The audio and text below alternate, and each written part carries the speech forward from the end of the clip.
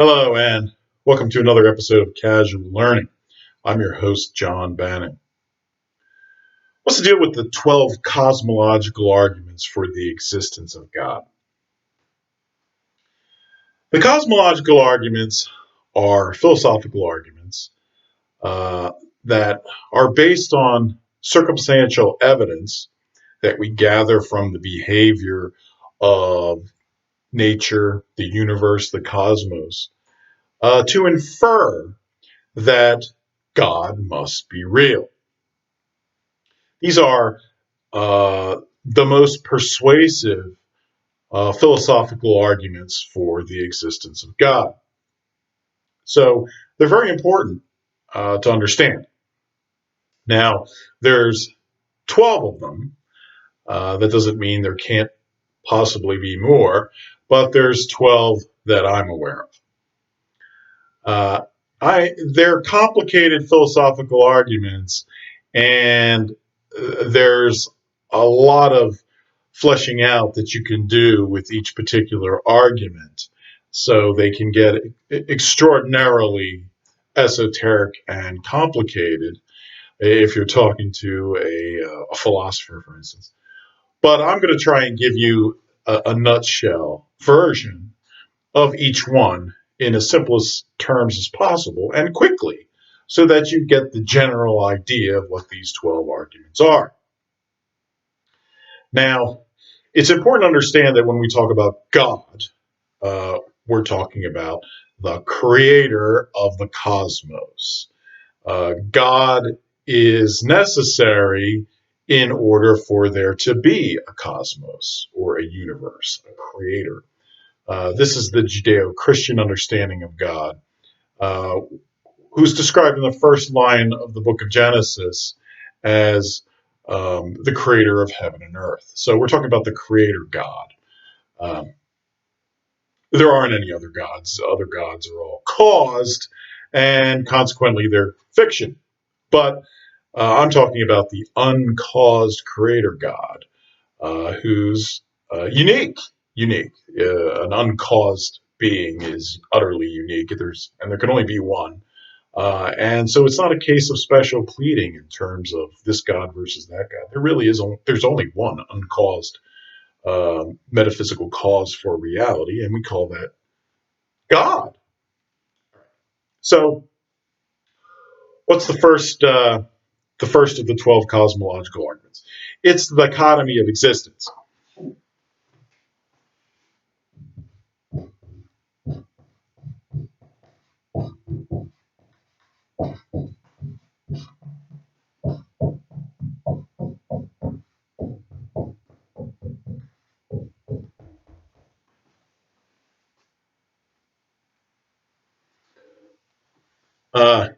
The author of this is me.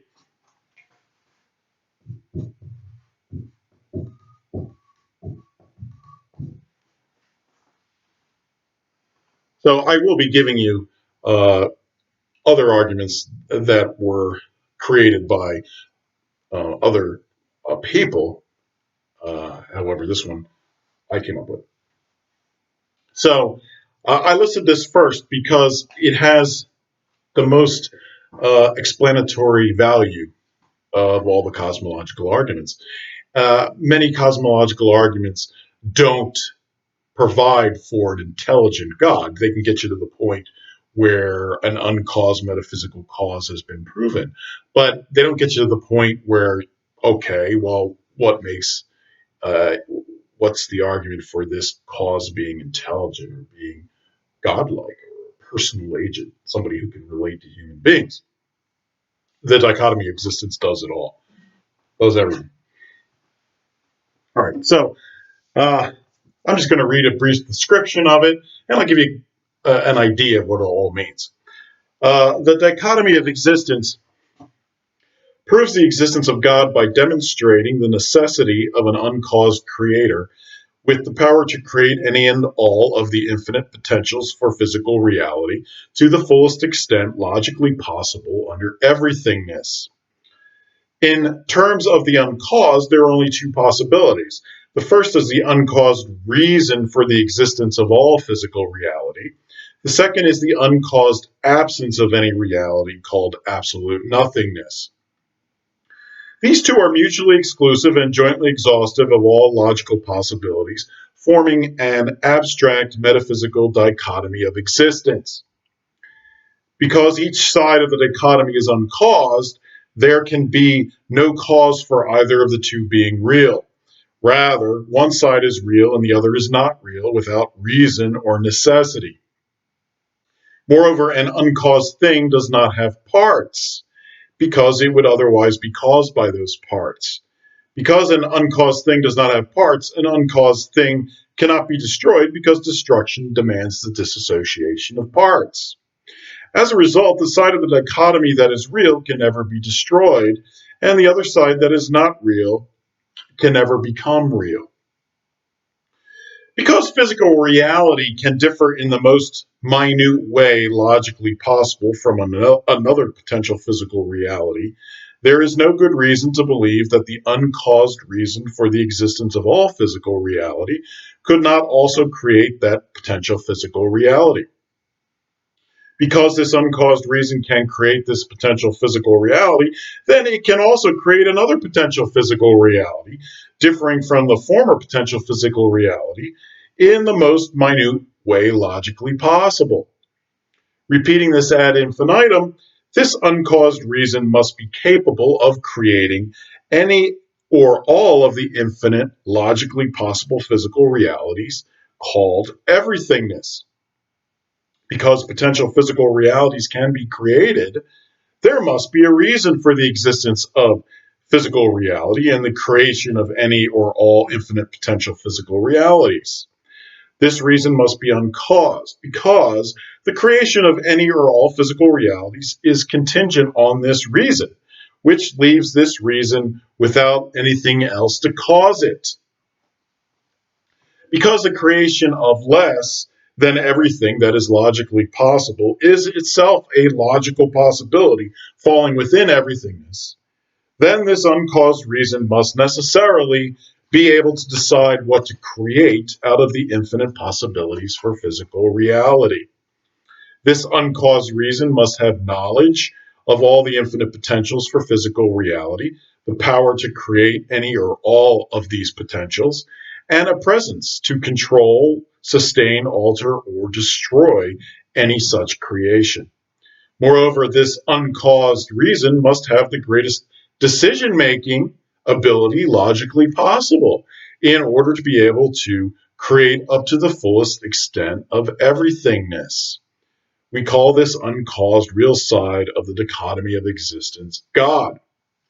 So the dichotomy of existence posits this metaphysical dichotomy of everythingness versus absolute nothingness, and we're in everythingness because we're here, so it obviously can't be absolute nothingness. So in the realm of everythingness, it requires a God. It requires a metaphysical cause that will decide what potentials for physical reality become real and which do not become real. And in that sense, God's mind is the storehouse of potential realities that do not exist, but could exist. And we know that potential realities could exist because you have this reality, but you can imagine this reality being slightly different in the smallest possible way. And of course, why shouldn't that be created as well? Or why isn't that capable of being created? Obviously, it should be capable of being created. That means there has to be a cause that is capable of creating that, or an uncaused cause. That's God. And why does that cause have to be intelligent? Well, the reason is because under everythingness, everything that's logically possible for material creation or physical reality is a potential. And to get the fullest extent of that potential, you need the most the maximum logical ability in decision making to decide what becomes real and what does not, because that expresses the full extent of everythingness to its fullest logical possibility. So the argument says that um, this uncaused reason must have the greatest decision-making ability logically possible in order to be able to create up to the fullest extent of everythingness. Um, because everythingness can include uh, things that are created based on the most complicated or the maximum decision making logically possible, because that is a logical possibility as well. That's why you need this greatest decision making ability that's logically possible. And the inference there is, well, we know human beings exist, so we know intelligence is logically possible. So the inference is that a God would have to at least be at the level of human intelligence. But obviously, far greater than that, because God knows everything, has power over everything, and such a being would be, intelligence is unimaginable. But surely at the level of a human being, because we know human beings exist, they're logically possible. So the dichotomy of existence also proves the necessity of an intelligent, at least intelligent, but actually an unimaginably intelligent uh, metaphysical cause of the cosmos or the universe. Okay, on to number two.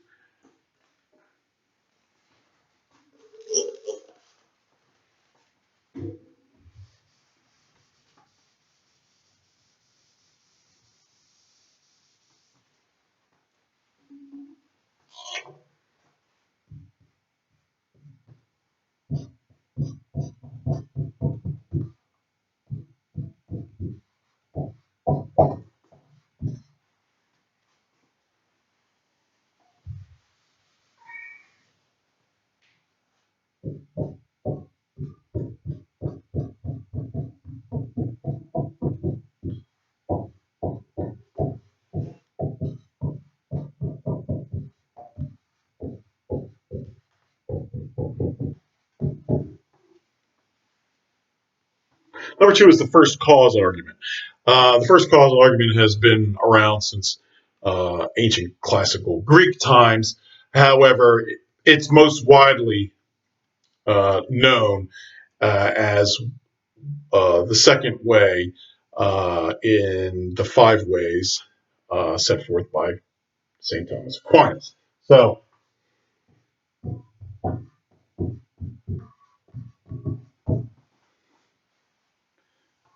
So I'm going to attribute this to Aquinas. So the first cause argument states, the first cause argument proves the existence of God by demonstrating that all causes and effects in the cosmos must ultimately derive from a very first cause we call God. In the cosmos, we observe that for every cause there is an effect. We also observe that every effect is itself a cause for a subsequent effect. Like a line of falling dominoes, the first falling domino causes the fall of the second domino, and the second falling domino causes the fall of the third domino. The cosmos unfolds as a series of causes and effects over time. Because an infinite regress in time of causes and effects is impossible, there must be a very first cause of the cosmic series of causes and effects. We observe that cause and effect in the cosmos follows an order where A causes B and B causes C, whether the intermediate cause B is only a single cause or several causes. Now, to take away the cause is to take away the effect. Therefore, if there is no cause A, there will be no ultimate cause C, nor any intermediate cause B. But if an infinite regress in time of causes and effects were possible, that would not be a first cause. And so neither would be an ultimate cause nor an intermediate cause. Therefore, the existence of the series of causes and effects over time in the cosmos necessitates a very first cause for the beginning of the series. The very first cause in the beginning of the cosmic series of causes and effects over time must not itself be caused. If it were caused, then regress would continue backward in time infinitely, which is impossible. Moreover, the very first cause cannot be self-created. It is impossible for a thing to cause itself, because it would have to exist prior to itself. Therefore, the very first cause must itself be uncaused. We call this uncaused first cause God.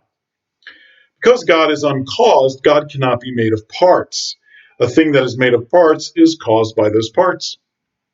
God, being uncaused, cannot himself be caused by parts. We call this principle that God is not made of parts divine simplicity. Divine simplicity is a mystery, because we cannot imagine a thing without parts. However, because we know a very first cause is necessary for the cosmos to be created, and we know that this very first cause cannot be made of parts, we know that divine simplicity is real. An ancient classical philosophical truth known as ex nihilo nihil fit states that nothing comes from nothing, or that you can't get something from nothing, because nothingness cannot create the cosmos. An uncaused, very first cause of the cosmos is necessary, to which we give the name God. So the first cause argument is really the granddaddy of all cosmological arguments, but it's not the only one. And there's slight differences between the 12 cosmological arguments. I'm sure you can figure it out once I explain them to you. So the first cause argument basically says that there has to be something that's uncaused. You can't just keep going from cause to cause to cause to cause backward in time. There has to be a beginning point. And that beginning point itself can't be caused. It has to be uncaused. So there's got to be something that's uncaused to explain reality or the existence of the cosmos. And that thing we call God. So it's extremely powerful, but also fairly simple argument. Okay, on to number 3.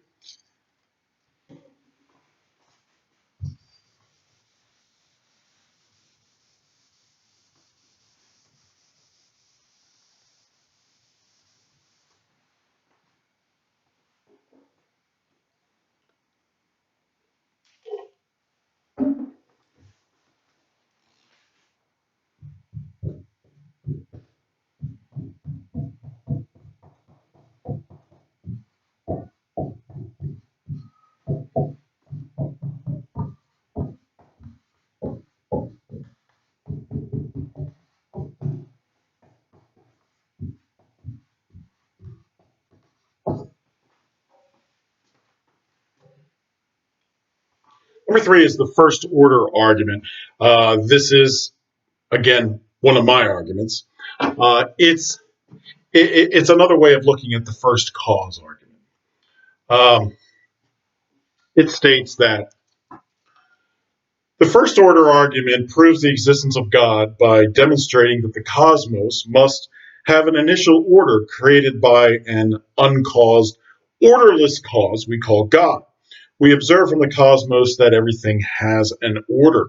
This order is the relative position or arrangement of things in physical reality at any given moment in time. We observe that this order is caused by an antecedent order, and that this antecedent order is caused by an earlier antecedent order. Because an infinite regress in time of antecedent orders is impossible, there must be a very first order. We observe that order in the cosmos follows a pattern where order A causes order B, and order B causes order C, whether the intermediate order B is only a single order or a series of consecutive orders. Now, to take away order A is to take away order B. Therefore, if there is no order A, there will be no ultimate order C, nor any intermediate order B. But if an infinite regress in time of consecutive orders were possible, there would not be a first order, and so neither would there be an ultimate order nor any intermediate order. Therefore, the existence of the series of consecutive orders over time in the cosmos necessitates a very first order for the beginning of the series. This first order requires an orderless cause, because a first order cannot come from nothing. A cause without order is a cause without parts, and therefore must be uncaused, because otherwise its parts would be its cause. Because all physical realities possess an order, this orderless cause cannot be any sort of physical reality.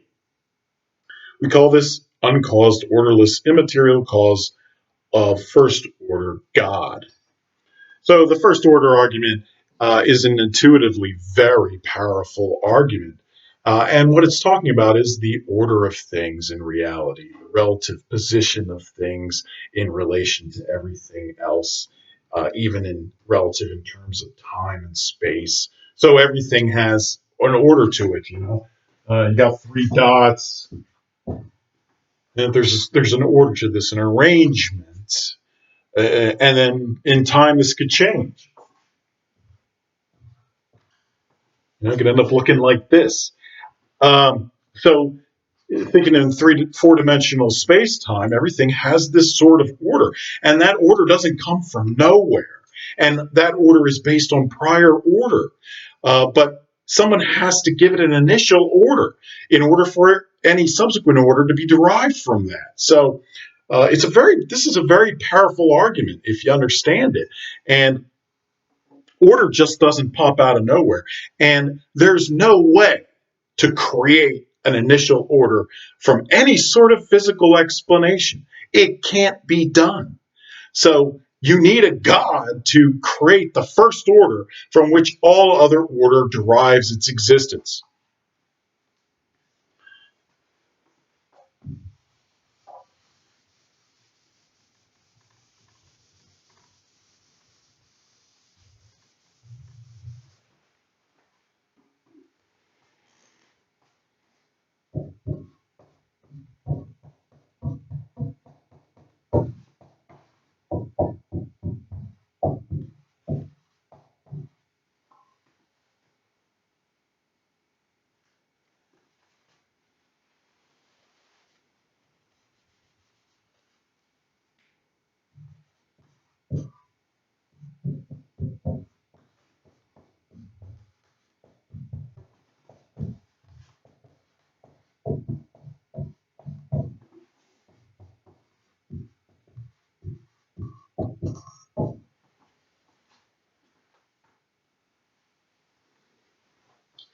Number four is the beginningless time paradox.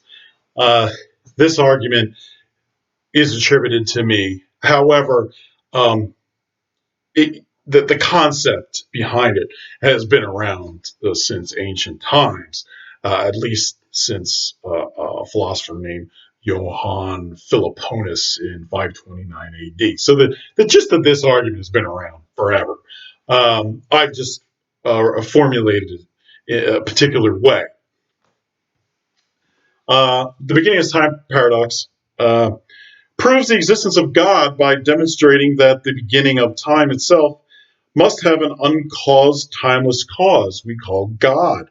If time in the cosmos had no beginning, then there would be an infinity of prior moments in time before the arrival of the present moment. An infinity of prior moments of time could never be fully traversed, because there would always be a prior moment in time that had not yet been traversed, because infinity is unending. If all prior moments in time are not fully traversed, then paradoxically, the present moment in time could never arrive. Because the present moment in time does arrive, then time in the cosmos must have had a beginning.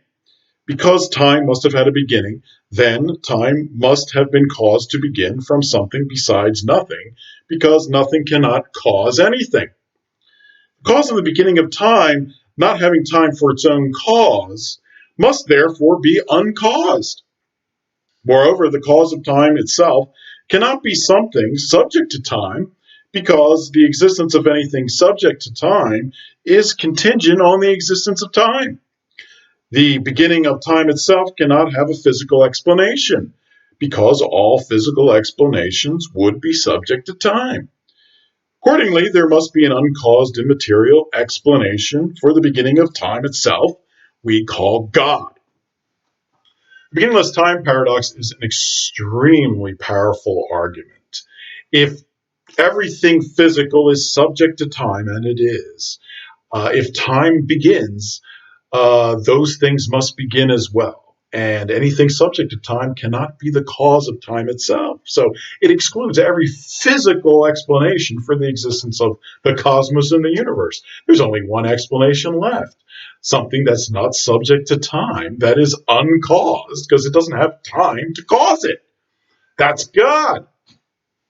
Uh, the concept is very simple. How does the present moment arrive if the past is infinite? Because there would always be a prior moment in time that had not been traversed before the present moment. Therefore, you'd never be able to reach the present moment. Indeed, you can apply the beginningless time paradox to each past moment in time. So each past moment in time was at one time a present moment. So the argument applied to that moment. So each past moment in time could not have been the result of an infinite regress of time. It had to have a beginning point in time. So if you apply the beginningless time paradox to every past moment in time, you eliminate the possibility of there ever being an infinite regress in the past, because every past moment would have to have had a starting time. So you could never have an infinite regress. So the beginningless time paradox does not presume the existence of some infinite regress in the past. In fact, it eliminates the possibility of infinite regress in the past totally. Very powerful argument.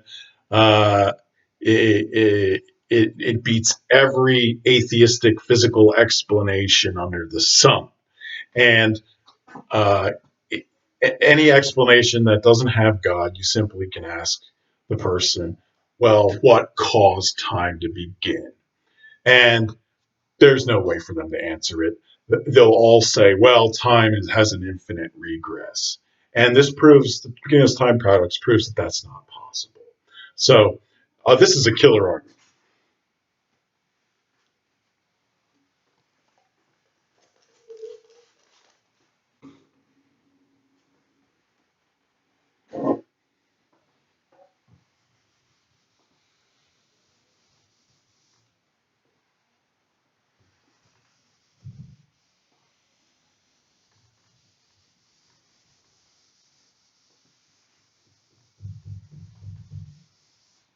Now, I did order these arguments in terms of relative strength, in my opinion. So the first ones on the list are the strongest of all arguments because they can beat various objections and they prove more. And there's various reasons for it. The beginningless time paradox is one of the strongest arguments, strongest cosmological arguments there is.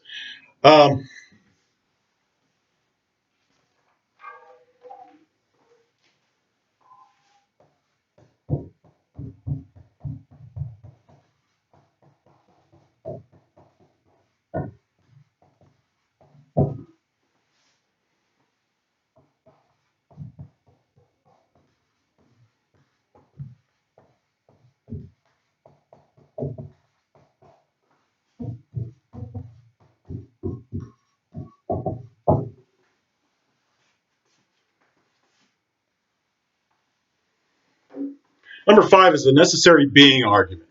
This is another one listed by Aquinas in his 5 ways in his seminal work, Summa Theologica. This is a little more complex of an argument. The necessary being argument proves the existence of God by demonstrating that there must be some being we call God that exists out of his own necessity in order for contingent beings to exist in the cosmos. We observe that in the cosmos, things come and go into being called contingent beings. Every being is a contingent being because objects in the cosmos come into being and pass away. Indeed, it is possible for these objects to exist or for these objects not to exist at any given time. For each contingent being, there is a time it does not exist. Therefore, it is impossible for these always to exist. Consequently, there could have been a time when no things existed. If there were a time when no things existed, there would have been nothing to bring the currently existing contingent beings into existence. Therefore, nothing would be in existence now. Such an absurd result undermines the assumption that all beings are contingent. Therefore, not every being is a contingent being.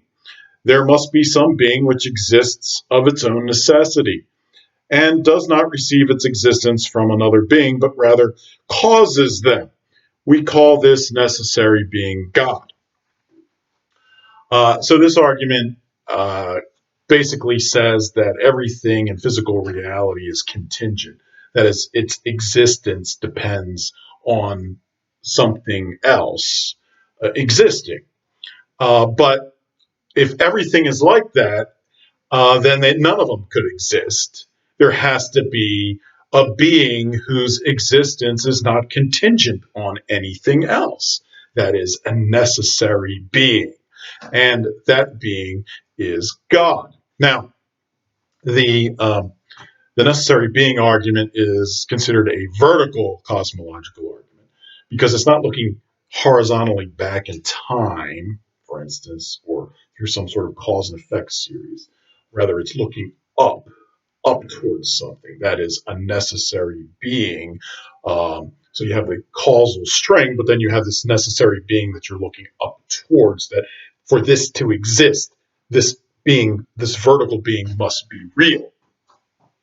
The benefit of that sort of vertical cosmological argument is it applies regardless of whether there's an infinite regress in the past or not. It doesn't matter. So if time had a beginning or time didn't have a beginning, it doesn't matter to this argument. The necessary being argument still would apply because whether the past is infinite or not, this causal chain is full of contingent beings requiring a necessary being. It doesn't matter whether time began or not.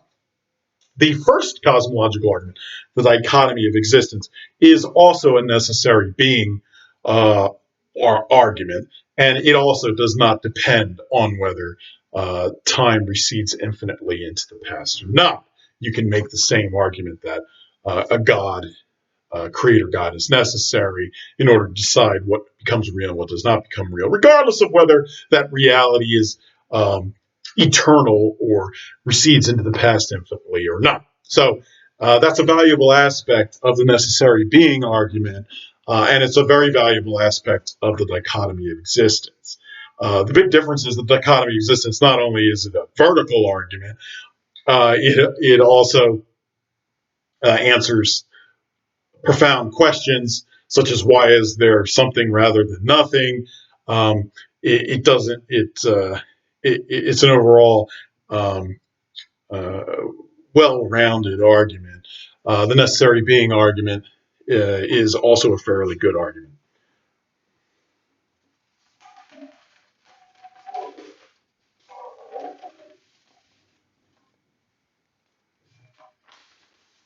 And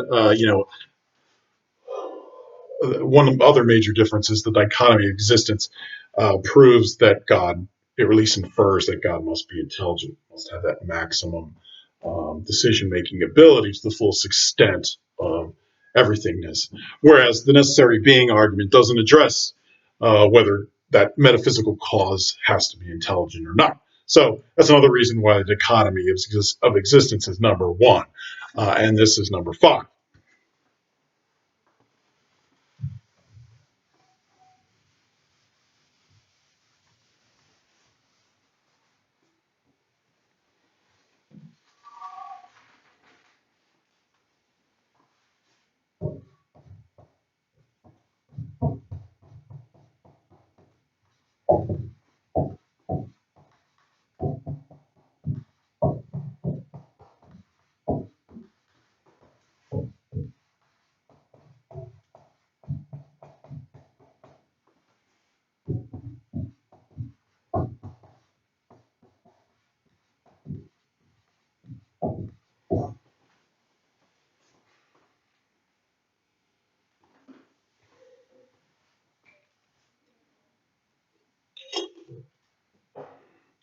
Number 6 is the argument from composite parts. Again, this is one of my arguments.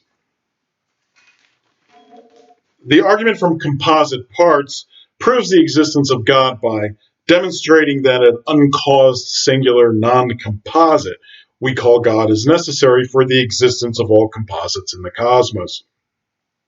We observe from the cosmos that all composites are caused by their parts. Causation itself is the formation of a composite from parts in physical reality. The cosmos itself is a composite made of parts, consisting of each moment in time with its physical reality. We also observe that composites themselves are made of composites. However, a composite cannot be made without parts. And because more than one part is a composite, a single part, which causes all composites, must be real because composites cannot come from nothing. That single part, which causes all composites, must be an uncaused non-composite because parts would otherwise cause it to be a composite. Because all physical reality forms a composite with space-time, then the single uncaused non-composite cannot be any sort of physical reality. We call this single uncaused immaterial non-composite God. So what this is saying is that everything in physical reality is comprised of parts. It's all a composite. Even a single thing, let's say you have an indivisible unit of matter, that's still a composite because it exists in space-time.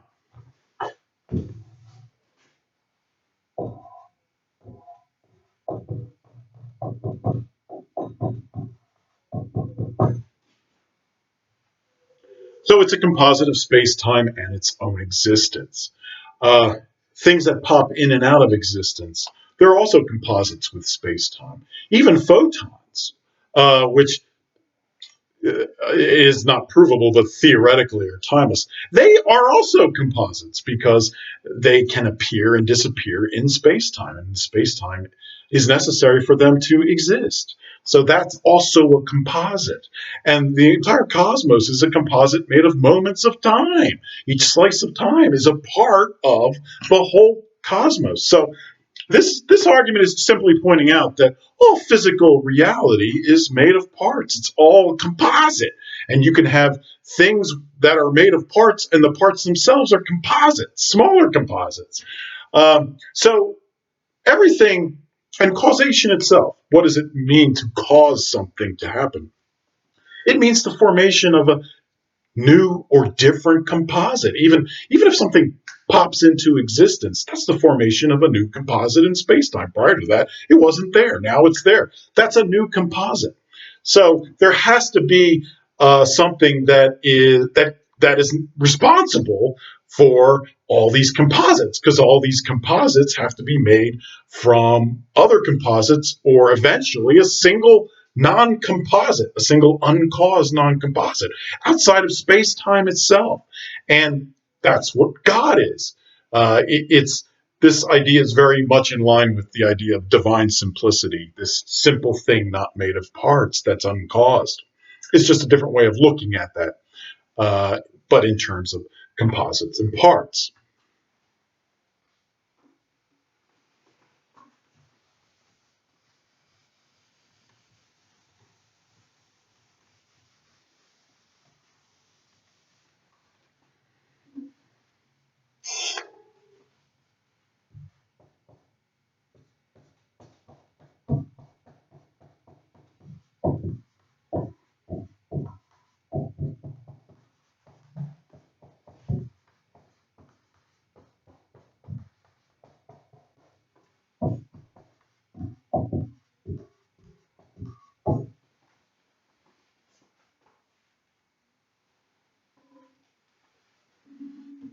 The seventh is the argument from time. Again, this is one of my arguments. Um, you know, I don't mind adding to the list of cosmological arguments. I have the skill to be able to come up with these things, so I'm sharing them with you. I'm not saying that the 12 are all that are possible. You may think one up yourself, And I don't think anybody who's interested in proving the existence of God minds additional cosmological arguments being added to the list. I mean, why would you? Um, the argument from time proves the existence of God by demonstrating that the existence of time requires an uncaused, timeless cause we call God. Time is the creation, destruction, and recreation of physical reality at the smallest scale at relative rates. Because nothing comes from nothing, the cause of time cannot be nothing. Rather, the cause of time must have a cause outside of time. This cause of time must also remember the prior order, placement, and time flow of physical reality in order to recreate physical reality at every moment in time. This cause of time, not having time for its own cause, must therefore be uncaused. However, the cause of time itself cannot be something subject to time because the existence of anything subject to time is contingent on the existence of time. There are no physical explanations for the beginning of time itself, because all physical explanations would be subject to time. We call this uncaused, timeless, immaterial cause of time God. Now, time is a real thing. It is a dimension of space time, Einstein space time. There are people who will argue that time is not a real thing. It's simply a measure of movement or change in the universe. That's not true. Ask them to explain time dilation under general relativity if time is not a real thing. Time is actually a dimension through which we travel. Um, these arguments, the beginning, the argument from time really have to do with trying to explain what time is itself.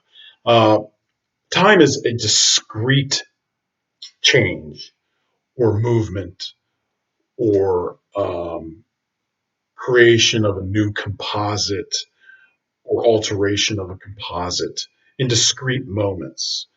Time is not in an infinite continuous series. It's actually discrete. Um, so the question is, from one moment to the next moment, what happens? So whatever's there in one moment has to disappear and then reappear in the next moment. And then for the next moment to occur, it has to disappear and then reappear in the next moment.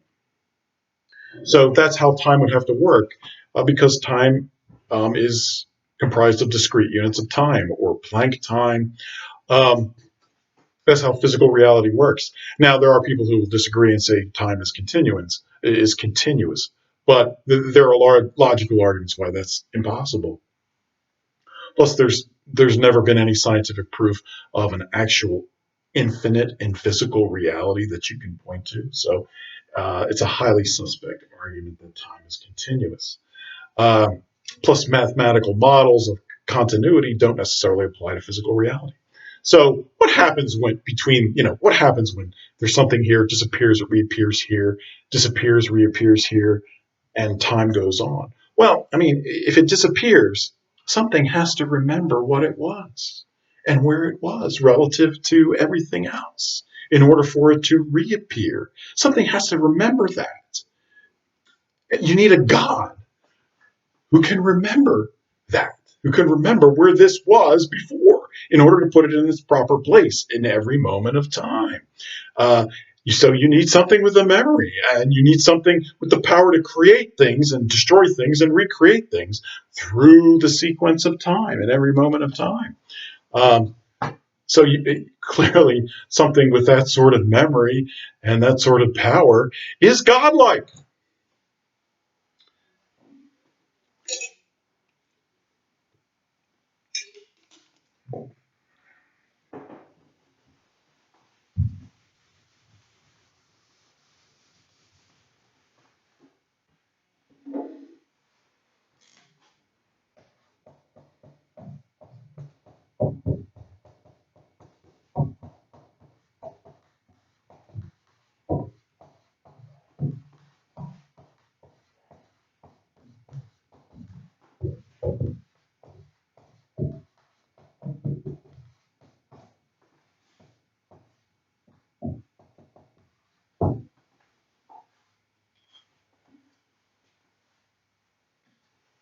Number 8 is the Kalam cosmological argument. This is an argument by William Lane Craig, a 20th, 21st century Protestant philosopher, who came up with this argument, which is sort of a combination of the first cause argument along with an aspect of the beginningless time paradox. And it does purport to explain why the uncaused metaphysical cause has to be intelligent. A lot of people think that all cosmological arguments are essentially just this argument. That's not true. Not at all. There are serious differences in philosophical terms between the various arguments. Um, okay, the Kalam cosmological argument proves the existence of God by demonstrating that the cosmos had a beginning caused by a personal agent that transcends space-time we call God. We observe from the cosmos that everything that begins to exist has a cause for its existence. The cosmos began to exist. Therefore, the cosmos has a cause for its existence.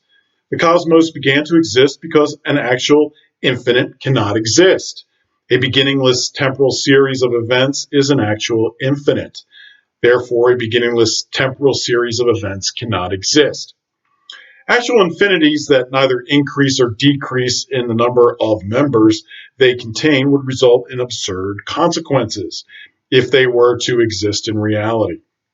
For example, a library with an infinite number of books would not be reduced in size at all by the removal of a specific number of books, short of all of them. Or, before the present event could occur, the event immediately prior to it would have to occur. But before that event could occur, the event immediately prior to it would have to occur, and so on ad infinitum. One gets driven back and back into the infinite past, making it impossible for any event to occur. Thus, if the series of past events were beginningless, the present event could not have occurred, which is absurd. The collection of historical events is formed by successively adding events, one following another. The events are not temporally simultaneous, but occur over a period of time as the series continues to acquire new members. Even if an actual infinite were possible, it could not be realized by successive addition. In adding to the series, no matter how much this is done, even to infinity, the series remains finite and only potentially infinite. One can neither count to nor traverse the infinite. If something has a finite past, its existence has a cause. The cosmos has a finite past. Therefore, the cosmos has a cause of its existence. Because space-time originated with the cosmos and therefore has a finite past, the cause of the existence of the cosmos must transcend space-time. Because the cause of the cosmos' existence transcends space-time, no scientific explanation in terms of physical laws can provide a causal account of the origin of the cosmos. Because no scientific explanation can provide a causal account of the origin of the cosmos, then the cosmos must be a personal agent. If the cause were an eternal, non-personal, mechanically operating set of conditions, then the cosmos would exist from eternity. Because the cosmos has not existed from eternity, the cause must be a personal agent we call God, who freely chooses to create an effect in time. I should disclose that I'm a Roman Catholic.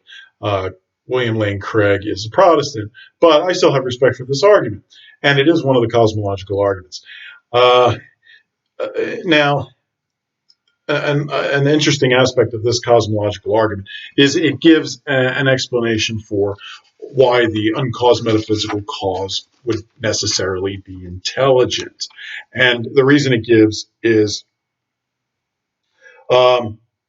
if the cause were an external, non-personal, mechanically operating set of conditions, then the cosmos would exist from eternity. Because the cosmos has not existed from eternity, the cause must be a personal agent we call God, who chooses freely to create an effect in time. So his point here is that, well, if it was not an intelligent, uncaused metaphysical cause, then it would have created the universe from eternity, because there would be nothing to stop it from doing so, and therefore it would have done it. But because the universe God apparently has picked this specific arbitrary time to create the universe, that proves it must be an intelligent being, a God who is arbitrarily deciding when to do this. So it's an interesting argument. Um, it's only really one of the two cosmological arguments that address the question of why the uncaused metaphysical cause must be intelligent. The first is the dichotomy of existence, and which, in my opinion, does a better job of it, because the dichotomy of existence doesn't presume that God is subject to time,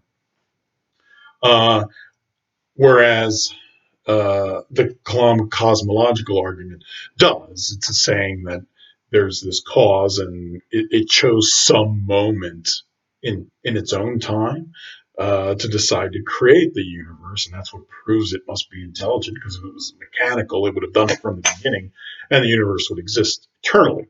So it seems to imply some sort of time for God, which makes it a weaker argument. That's why I have it number 8. But it is one that does explain the intelligence of God. That's a very interesting aspect of this particular argument.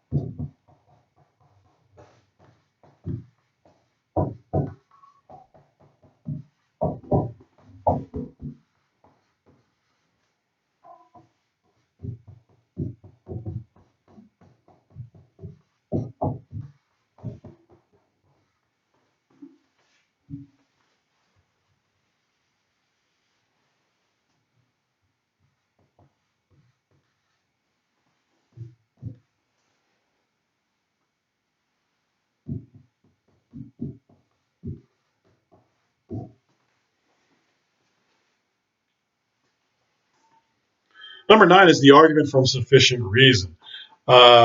This is an argument, I'm attributing it to Gottfried Leibniz. Um, uh, he is not the absolute originator of this argument, but he is the most popular form of it. The argument from sufficient reason proves the existence of God by demonstrating that an explanation for the existence of the cosmos is necessary, which must be a transcendent God who has within his own nature the necessity of existence. We observe from the cosmos that there must be an explanation or sufficient reason for anything that exists. The explanation for whatever exists must lie either in the necessity of its own existence or its own nature, or in a cause external to itself. A sufficient reason for the existence of the cosmos cannot be another contingent thing, and on into affinity, because to explain the existence of any contingent thing by another contingent thing lacks a sufficient reason why any contingent thing exists. The explanation of the existence of the cosmos must lie in a transcendent God, because the cosmos does not have within its own nature the necessity of existence, and God does. So the principle of sufficient reason basically says for anything that exists, there has to be a reason, a sufficient reason for its existence. And he's applying that to the cosmos. He's saying, well, there has to be a reason why the cosmos exists, but not everything can be contingent like the cosmos. There has to be something that's uncaused or necessary in its own existence. Basically, the buck has to stop somewhere, and that thing has to transcend the universe, and that thing is God. Simple argument.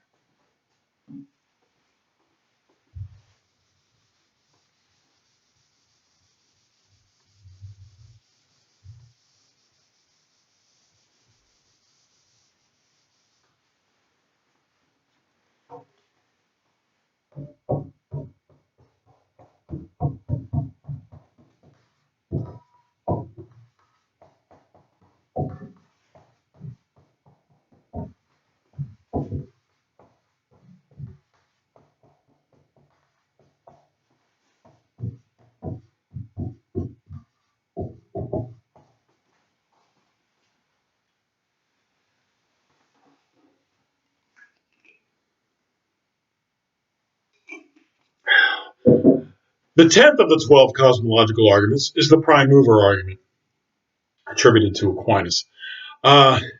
This is his first way.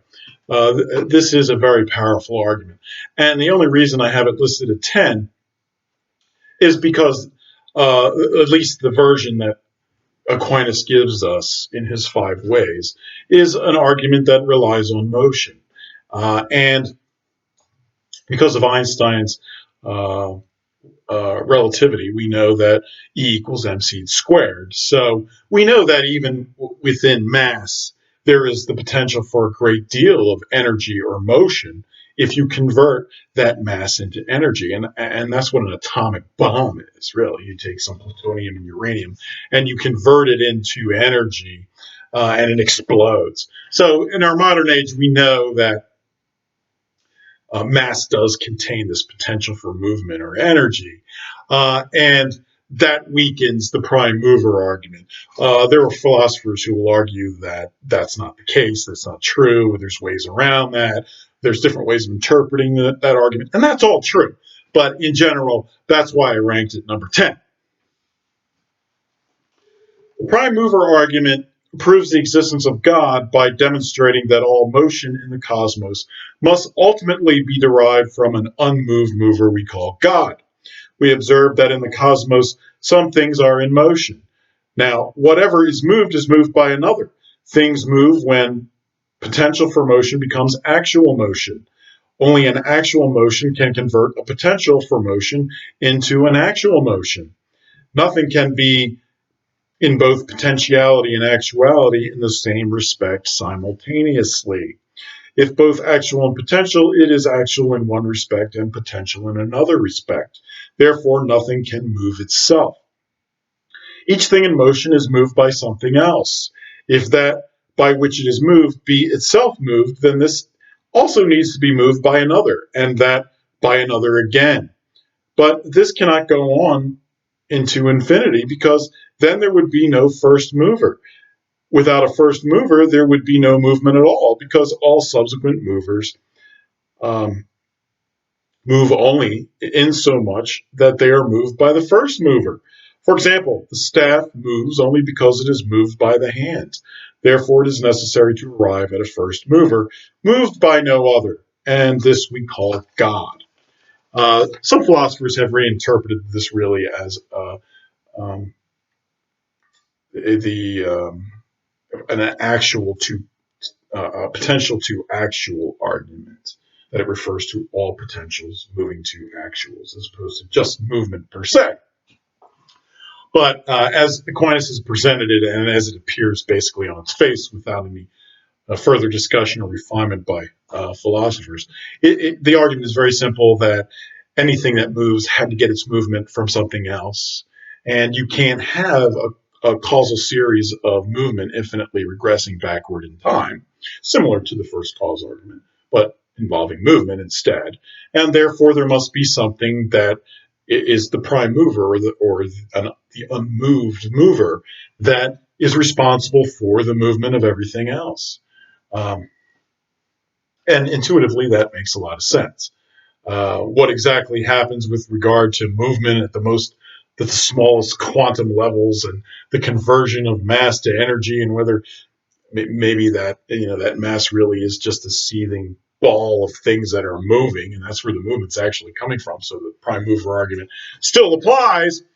We'll have to leave that up to the physicists to tell us what's actually going on down there. But generally, this is similar to the first cause argument, but in terms of movement. It's a very good argument, too.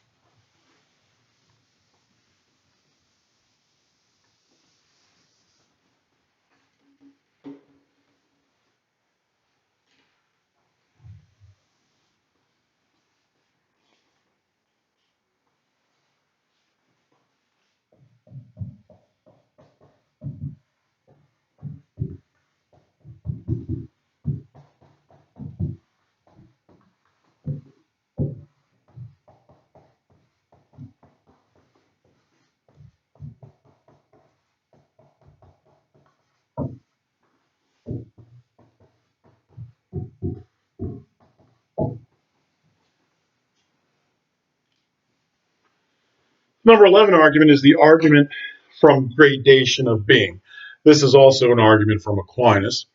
Um, this is the second to last argument, and again, these lower ranked arguments uh, can be modified or refined or interpreted to be much better arguments than they appear to be on their face. This is the way Aquinas wrote them. This is Aquinas's fourth way.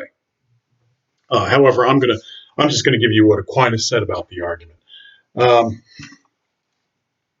The argument from gradation of being proves the existence of God by demonstrating that the existence of all things requires as their cause a maximum being we call God. We observe from the cosmos that there is a gradation to be found in physical reality. Some physical things are better or worse than others. Predications of degree require reference to the uttermost case.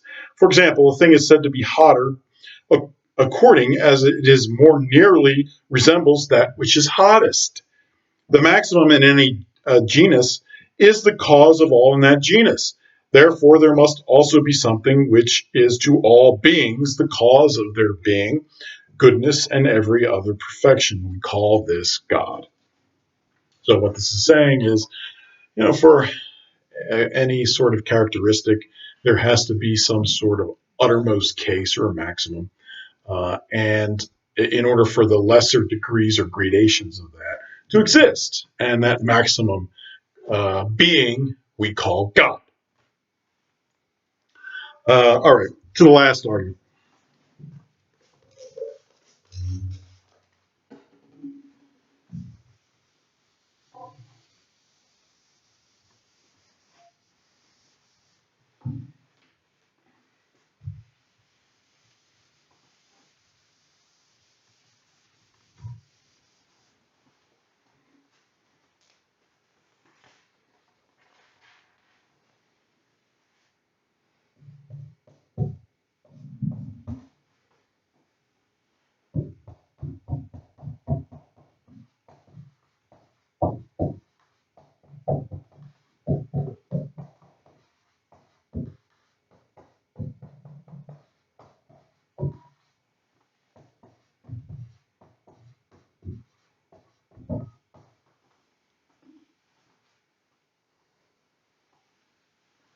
The last argument is the argument from design. This is also an argument I attribute to St. Thomas Aquinas. This is the fifth way of his 5 ways to prove the existence of God. The argument from design proves the existence of God by demonstrating that non-intelligent natural things must be directed in their purposes by a supernatural, intelligent being we call God. We observe from the cosmos that natural bodies work towards some goal and do not do so by chance. Most natural things lack knowledge, but as an arrow reaches its target because it is directed by an archer, what lacks intelligence achieves goals by being directed by some intelligence. Therefore, some intelligent being is real by whom all natural things are directed to their end. We call this intelligent being God.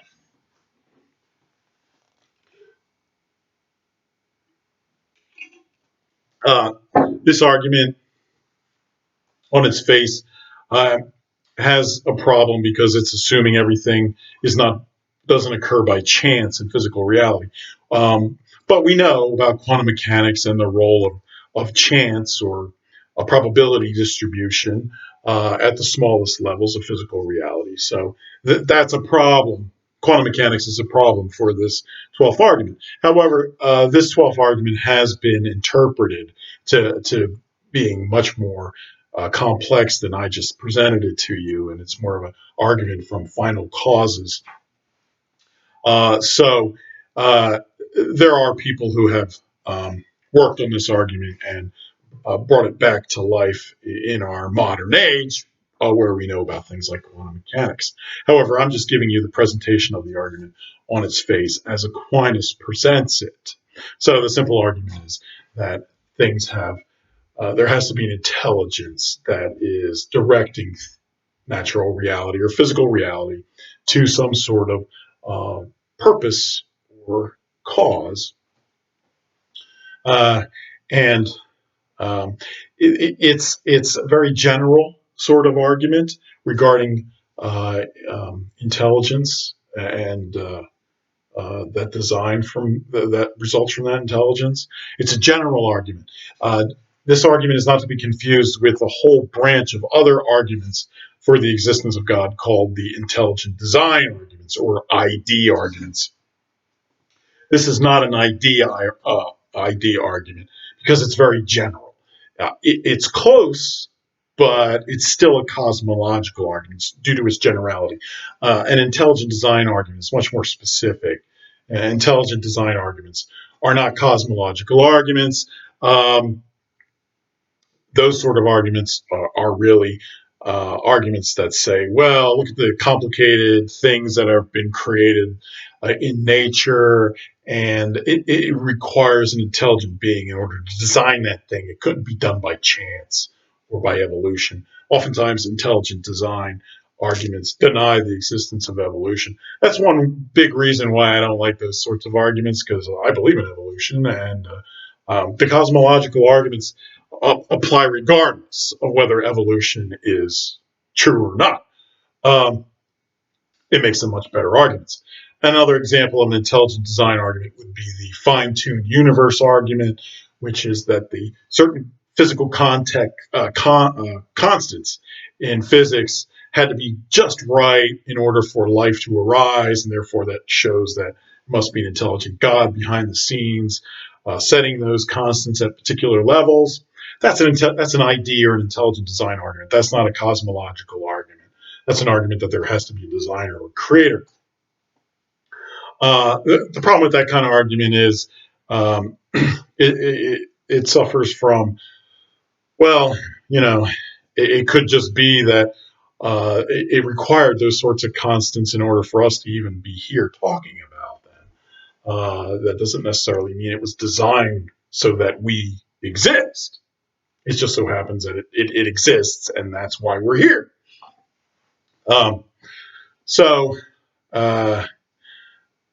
Those are separate lines of arguments. I'm just talking about the cosmological arguments, which I consider the best philosophical arguments for the existence of God. And they can be used to defeat any atheistic argument that God does not exist. And they're rock solid arguments. And there's a very good reason even in our modern scientific age to believe in God. Now, something you need to remember about science, because atheists often object using scientific arguments, is that science can't leave the universe to prove anything about the cause of the universe. The principle of conservation of energy and mass prohibits that. You can't leave the universe because you're made of matter and energy and mass, and if you left the universe, that would disappear from the universe, which is a major violation of the laws of physics. So scientists and scientific instruments, they literally cannot leave the universe. You can't do it. If you think you can leave the universe, you're talking about science fiction. You're not talking about science fact. You can't leave it. So science can address or prove things about the existence of the cosmos, or the existence, what caused the cosmos to exist. So even though science is really the gold standard in deciding the truth of questions, where it's not applicable, and it is not applicable in the case of does God exist, because God is outside the universe. Science can't go outside the universe to prove anything. So in that particular case, you have to use the silver standard for determining truth. And the silver standard is philosophical argument. It's logic and reasoning based on circumstantial evidence from what we see going on in the universe as to what the cause of the universe is. So in our modern age, it is quite reasonable to fall back on the silver standard for determining truth, which is philosophy, because the gold standard doesn't apply. And anybody who tells you it does is wrong. Ask them how they plan to leave the universe if that's true. So you use the silver standard, which is philosophy, and the 12 cosmological arguments for the existence of God. All right. I hope you learned something. Those are the 12 cosmological arguments for the existence of God. You can replay this video because I went through it quickly because I'm sure you didn't catch on to everything I said. But replay it and listen to what I have to say, and then you'll understand it better. These are challenging concepts to understand, but you got to go through them a few times before you start to get it and understand what it's actually saying. But they are very important concepts for any Christian, Catholic, or any believer in a Judeo-Christian God to believe or to understand, so they can defend their understanding of why God exists. And the concept of God is not a faith-based concept. It's not. The concept of does God exist has always been a reason-based concept. You have to have good reason to believe it. And the cosmological arguments for the existence of God give you that good reason for believing in God, even in our modern age. All right. Take care, everybody. And if you have any questions or comments, leave it below and press the subscribe button. I appreciate it.